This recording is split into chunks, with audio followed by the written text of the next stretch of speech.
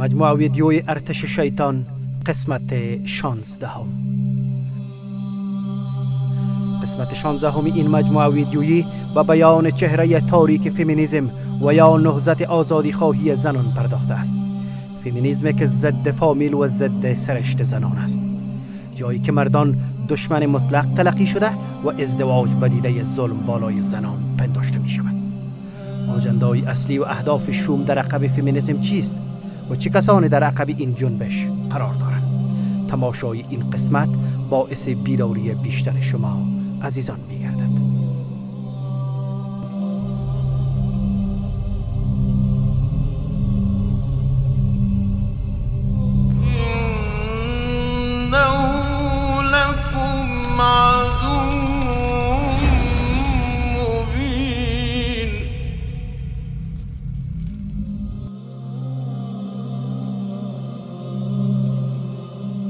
ابن عمر روایت می کند که رسول الله صلی الله علیه و سلم فرمود دجال به نزدیکی مدینه می آید و اکثر زنان به سمتش می روند تا حدی که مرد به سراغ زن، مادر، دختر، خواهر، خاله اش رفته و آنها را محکم می بندند تا مبادا به دجال بپیوندند.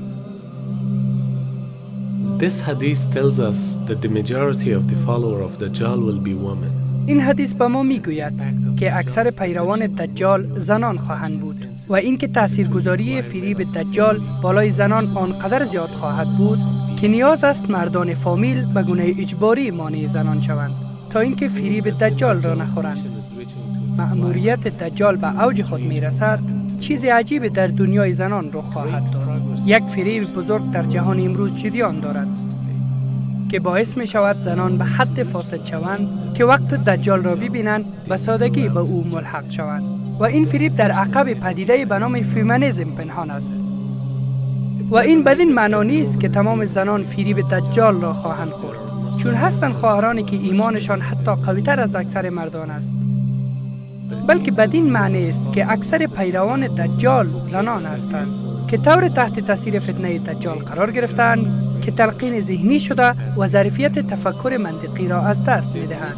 آنها هرچی را که دجال و پیروانش به دسترسشان قرار می دهد باور می کنند و این گونه است که آنها به دجال می پیوندند. بنابراین آنها همچون ربات در دستان دجال خواهند بود. Now, when we look at the issues of feminism, حال زمانی که ما به موضوعات فمینیسم نظر می اندازیم باید بدانیم که فمینیسم که در غرب هست کاملا متفاوت تر است از آنچه که ما من حیث یک مسلمان فکرش را می کنیم، چون اساس و تاریخی که فمینیسم را در غرب به وجود آورده متفاوت تر است از آنچه که برای مسلمانان می باشد.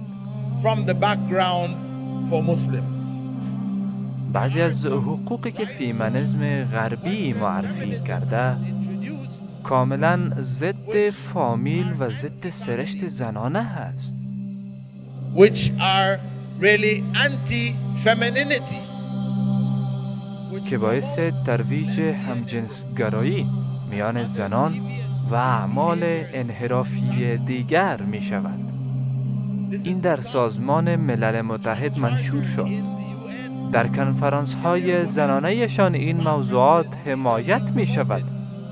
دامنه چیزی که مناسب و عادلانه بود حال به یک فمینیسم رادیکال مبدل شده که مردان را دشمن تلقی می کنند. Identified men as being the enemy. آنها سخن از جامعه مرد سالار می زنند که یگانه راهی که زنان می توانند واقعاً آزاد باشند این است که از شوهر خود طلاق بگیرند. عملاً مخصوصاً حال که به واسطه تکنولوژی زنان می توانند بدون دخالت مرد بچه دار شوند. آنها بانک اسپرم دارند که هماهنگ کرده آن را گرفته و می توان صاحب طفل شد. بنان می گویند ما نیاز به مردان نداریم. البته نیاز به مردان دارید که اسپرم تولید کنند. بنان این طور نیست که به مردان نیاز نداشته باشید، درست؟ اما موضوع این است که حتی ازدواج را به دیده ظلم بالای زنان می‌بیند. چون این مفکوره که مرد سرپرست فامیل است را قبول ندارند. آنها این را ظلم می‌پندارند. بنابراین آنها بالای نظام خانوادگی حمله را راه اندازی کرده اند. و این بس چیزی است که تمامی کنفرانس های زنان را فرا گرفته. کنفرانس هایی که مرتبط به ملل متحد و غیره هستند، فمینیست های امریکایی و اروپایی بر مباحثات غالب شده اند. می خواهید بدانید اجندای اصلی در عقب فمینیسم چیست؟ ببینید اهداف اصلی آنها چیست؟ تا سال 2000 فرزندان خود را طور بزرگ خواهیم کرد که به نیروی بشری باور داشته باشند، نه به خداوند. سخنی از گلوریا استاینم، رهبر جنبش فمینیستی امریکا و مأمور CIA. از آنجایی که ازدواج باعث بردگی زنان می شود، واضح است که تمرکز جنبش زنان باید بیشتر روی حمله به این تشکیل، یعنی خانواده باشد. سخنی از شیلا کورینین، یک رهبر رادیکال فمینیست. خاتمه دادن به ازدواج یک شرط لازمی برای آزادی زنان است. بنابراین برای ما مهم است که زنان را ترغیب به ترک شوهرانشان کنیم. تمام تاریخ را باید به دیده ظلم بر زنان اثر نوشت. ما باید به ادیان گذشته چون افسون و جادوگری برگردیم. مکتوب درج شده اعلام فمینیسم در سال 1971. برای اینکه اطفال را با مساوات بزرگ کنیم، باید آنها را از فامیل ها جدا ساخته و در اجتماع بزرگشان کنیم. ما باید آنها را از هر گونه تاثیرگذاری مردان دور نگه داریم. سخنی از ماری جوبن، رئیس فمینیست مکتب پژوهش زنان. مهربانترین کاری که یک فامیل بزرگ برای یکی از نوزادان خود میتواند این است که او را بکشد. سخنی از مارگارت سنگر، بنیانگذار والدین پلان شده، منجر بر ریشه در سقط جنین. سقط جنین نیاز مبرم میلیون ها زن در سراسر دنیاست. سخنی از بنیاد اکثریت فمینیستی. باید فامیل ها از بین رفته و مردم راه بهتری برای همزیستی بیابند. فروپاشی فامیل ها یک روند انقلابی عینی است. سخنی از لیندا گوردن، فمینیست. This is amazing how confused the women are today about their role. این عجیب است که امروز زنان در مورد نقش خود در اجتماع سردرگم هستند. آنها حیران هستند چون تلاش‌های زیاد تحت نام فمینیسم صورت می‌گیرد تا اینکه باعث چنین سردرگمی میان مردم شود و در نتیجه ازدواج‌ها و فامیل‌ها تهداب اساسی نظام اجتماعی و اخلاقی در معرض خطر قرار دارند و بیشتر این مشکلات زیر پایه جنبش فمینیسم است. ذهن زنان را طور تغییر داده که زنان ارزش واقعی خود و مسئولیت‌های مهمی که خالقشان برایشان داده را فراموش کرده‌اند. چیزی که آن در مورد فمینیسم فکر می‌کند این است که زنان خواهان معاش مساوی بوده و از سختگیری‌های خاص اجتماعی آزاد باشند. و ممکن فکر کنیم که این جنبش است برای خاتمه دادن به ظلم علیه زنان. اما اجندای اصلی خیلی جدی تر است. رسول الله صلی الله علیه و سلم می فرماید: ای ابن مسعود، یکی از علائم قیامت این است که مردم جوان ثروتمند خواهند شد و جنبش های برای فاسد ساختن زنان به وجود می آید. This is our prophet speaking. این پیامبر ماست که سخن می گوید. او می فرماید مردم جوان ثروت عظیمی خواهند داشت، مثل مارک زاکربرگ که قبل از 30 سالگی صاحب ثروت چند میلیارد دلاری شد. And you will see مؤامرة النساء. و جنبش های را خواهید دید که سبب فاسد شدن زنان می باشند. ببینید چه کسی در عقب جنبش فمینیسم است. اسامه بن زید روایت می کند که پیامبر صلی الله علیه و سلم می فرماید: بعد از خود فتنه خطرناکتری از زنان را برای مردان نگذاشتم. هیچ راهی قویتر از زنان برای نفوذ در مردان نیست. آنها باید مطالعه اصلی ما باشند. ما باید خود را متمرکز به افکار خوبی آنها کرده و آنها را تشویق به آزادی از استبداد افکار عمومی و ایستادگی برای حقوقشان کنیم. این یعنی تسکین بی‌نظیر برای ذهن برده شده آنهاست که از هر گونه بند رها شوند. چون آنها فقط در تمایلات خود یعنی تحسین شخصی افراط می کنند. سخنی از آدم ویسهاوپات، بنیانگذار شبکه ایلومیناتی. Well, one of the things they told me was that یکی از چیزهایی که به من گفتند این بود که ما یک شب در خانه او بودیم و حرف میزدیم. شروع به خندیدن کرد و گفت هارون فکر میکنی دلیل جنبش آزادی زنان چی بود؟ چون تا آن زمان در موردش عادی فکر میکردم. گفتم چیزایی از قبیل حق زنان برای کار کردن و حقوق و معاش مساوی با مردان، درست همانطور که میتوانند حق رأی دادن داشته باشند. شروع به خندیدن کرد و گفت تو یک احمق هستی. و من گفتم چرا احمق هستم؟ گفت بگذار برایت بگویم هدف اصلی عقب آن چی بود. گفت ما راکفلرها این جنبش را تأمین مالی کردیم. ما جنبش آزادی زنان را تأمین مالی کردیم و ما کسانی هستیم که تمامی رسانه‌ها و مجلات را در کنترل داریم. بنیاد راکفلرها. گفت میخوایی چرا؟ گفت دو دلیل اساسی وجود داشت.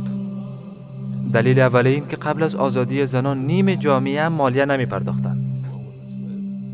و دلیل دومی این بود که حال اطفال در سنین کوچکتر به مکتب می روند و ما می توانیم افکارشان را از همان سنین کنترل کنیم و این گونه نظام فامیلی را از بین می بریم و اطفال والدین خود را نه بلکه دولت، مکتب و ادارات را چون فامیل می بینند. بنابراین این دو دلیل اساسی برای نهضت آزادی خواهی زنان بود که من آن را تا آن زمان یک چیز خوب می پنداشتم. اما وقت نیت، اهداف و منشأ شوم آن را دانستم، شرارت را در عقب آن دیدم، چیزی را که من یک چیز خوب فکر می کردم. آرون، آیا می دانی که گلوریا استراینم در یک از کتابهایش اقرار کرده که CIA یعنی مجله مصر را حمایت مالی کرده؟ نه اصلا نمیدانستم، هیچگاه نشنیده بودم. CIA پشتیبان مالی مس مگزین بود؟ مس مگزین را با اهداف بیان شده یعنی گرفتن مالیه از زنان و از بین بردن نظام فامیلی حمایت کرده. شوخی نکنه، اصلا نشنیده بودم. خب اگرچه هدفی که در عقب آن بود رو میدانستم، ولی نمیدانستم که CIA در آن دست دارد. گلوریا استراینم افتخار میکرد که CIA میخواست او را در راستای کمک به زنان همکاری کند، بنابراین آن را حمایت کرد. بله، هدفشان تفریق انداختن و حکومت کردن است. کاری که آنها کردن این بود که روی مشکلات اصلی تمرکز کنند. از طرق مختلف اصلاحات در امور زنان آوردند، ولی هدف اصلی طبقه ممتاز کمک کردن آنها نبود. میخواستند واقعا اصلاحاتی آورده و مردان را از آنان دور سازند. دلیلی که ما باید این جنبش را جدی بگیریم این است که آنها جبهه‌گیری می‌کنند، حدس و گمان‌هایی را به وجود می‌آورند، مفکوره‌ها و روشنفکری مغرورانه‌ای که در جامعه برپا شده و جایگاه خاص پیدا کرده. آنها قانون و محکمه‌ها را تحت تاثیر خود قرار داده و بر سیستم آموزشی تأثیر عظیمی می‌گذارند. تنها کاری که باید بکنید این است که نگاه واقع بینانه‌ای بر سیستم دانشگاه‌ها بیاندازید. آنجا جایی است که معلمین مکاتب آموزش می‌بینند و این گونه خواهید دید که به چه شکلی از طریق سیستم آموزشی ذهنیت دهی می کنند. آنها سعی بر این دارند که قوانینی را ایجاد کنند و ما ناچاریم که با همان قوانینی که اساسات اخلاق و دیدگاه‌های دینی را از بین میبرند زندگی کنیم و افکار خود را از هر طریق ممکن بالای مردم تحمیل می کنند، خواه از طریق آموزش باشد، خواه از طریق سرگرمی، و در نتیجه جامعه تلقین شده ای خواهیم داشت که تمام افکار شیطانی آنها را پیروی می کند. متاسفانه امروز بعضی از مردم، حتی خواهران مسلمان، از جنبش فمینیستی پیروی می کنند بدون اینکه هدف شومی که در عقب آن نهفته است را بدانند، چون اکثرا حقیقت پشت پرده این جنبش از دیدگاه عوام پنهان می ماند، اگرچه خیلی آشکار است. ببینید چگونه آن را از طریق صنعت موسیقی ترویج می دهند.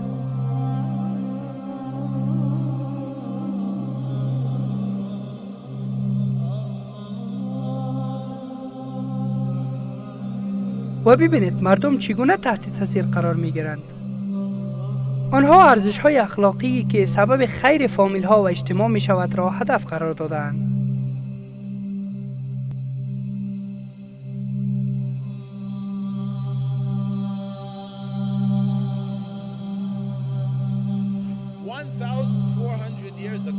$1,400 years ago, in the 7th century, 14 قرن قبل در قرن هفتم میلادی رسول الله صلی الله علیه و سلم در خطبه الوداع بیان کردند. در آن خطبه فرمود: یا ایها الناس الا ان ربکم واحد.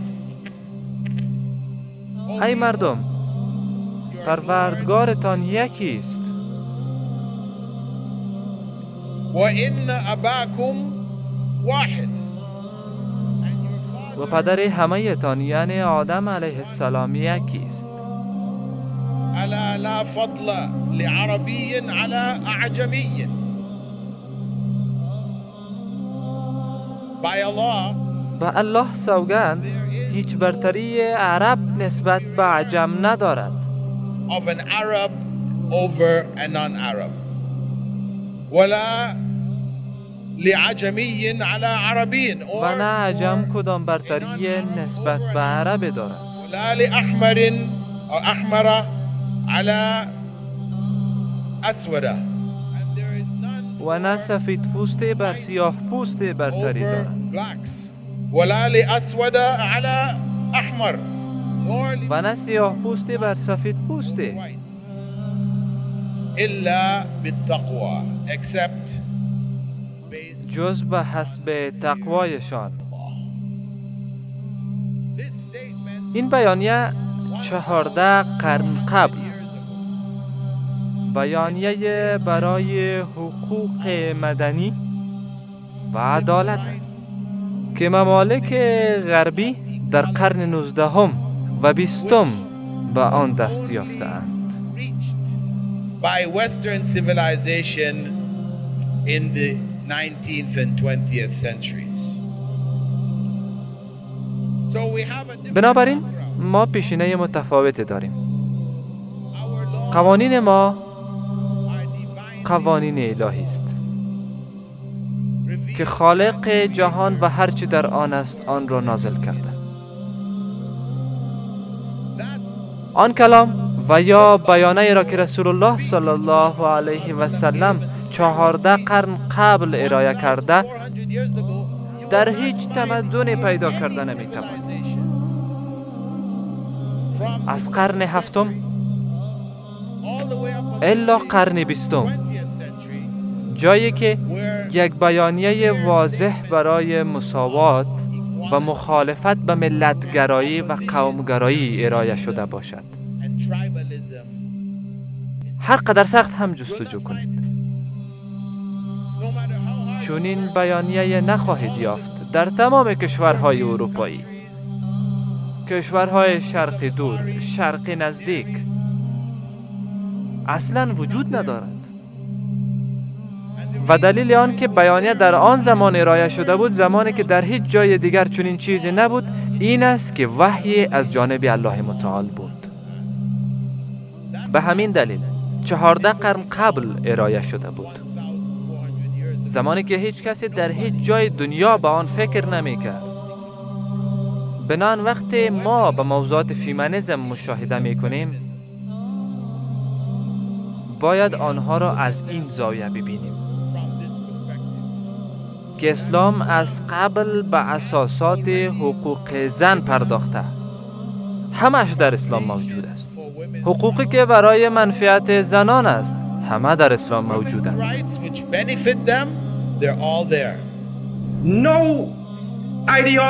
هیچ طرز تفکری، هیچ جنبش سیاسی، هیچ ارتش، هیچ تمدنی، هیچ فرهنگی مانند اسلام حقوقی برای زنان در نظر نگرفته.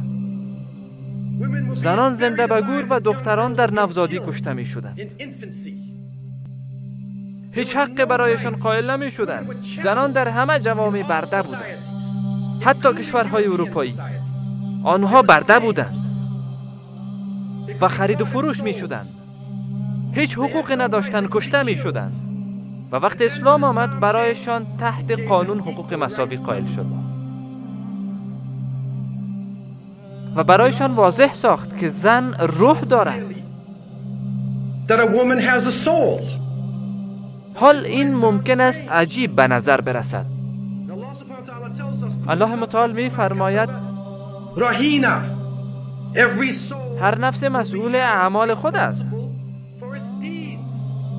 و این ممکن عجیب باشد. چرا میگوییم زنان روح دارند؟ ما آن را میدانیم. اما از کلیسای عیسویان در قرن 20 پرسیده شد آیا زنان روح دارند؟ و بعضی از کشیشان و کاهنان گفتند نه.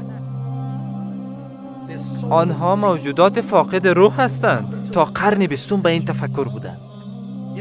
اسلام حق مالکیت را نیز به زنان ارائه کرده که داراییش به خودش تعلق دارد، که مهر مبلغی از دارایی است که معنی دارد، نه اینکه یک چیز سمبولیک باشد، نه اینکه بی ارزش باشد و یا رشوه‌ای برای پدر، بلکه مفهوم دارد و آن این که دارایی خانم می باشد. اسلام این حقوق مالکیت را به وجود آورد. بنابراین تا امروز حق دارد که مالک دارایی خود باشد و بالای حساب بانکی خود حق دارد. مجبور نیست که پول خود را در حساب بانکی شوهرش واریز کند. اسلام نیز میگوید که او مجبور نیست که تخلص شوهرش را بر خود بگذارد. او میتواند نام خانوادگی خود را حفظ کند.